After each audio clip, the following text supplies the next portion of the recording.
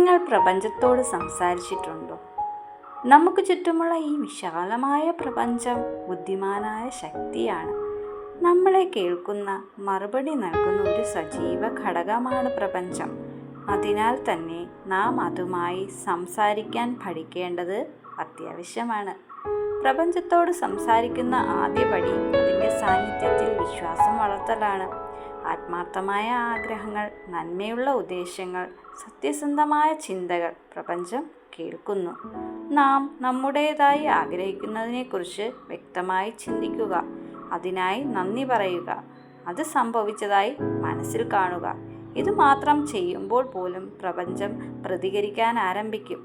ഉദാഹരണത്തിന്, ഞാൻ സന്തോഷത്തോടെയും സമൃദ്ധിയോടെയും കഴിയുന്നു, നന്ദി പ്രപഞ്ചമേ എന്ന പോലെ ഓരോ ദിവസവും പറയുക. ആശയവിനിമയം നിശബ്ദതയിലൂടെയും ധ്യാനത്തിലൂടെയും എഴുത്തിലൂടെയും നടക്കാം. നമ്മുടെ ഉള്ളിൽ നിന്നും പോസിറ്റീവ് എനർജി പുറത്തുവിടുമ്പോൾ അതിൻ്റെ ആവർത്തനം പ്രപഞ്ചത്തിൽ നിന്ന് നമുക്ക് തിരിച്ചു കിട്ടും. പ്രപഞ്ചത്തോട് സംസാരിക്കുക എന്നത് ആകർഷണ നിയമത്തിൻ്റെ ഭാഗമാണ്. നമുക്ക് വേണമെന്നത് മനസ്സിൽ ഉറച്ചുറച്ച് കാത്തുനിന്നാൽ അത് നമ്മളിലേക്ക് ആകർഷിക്കപ്പെടും.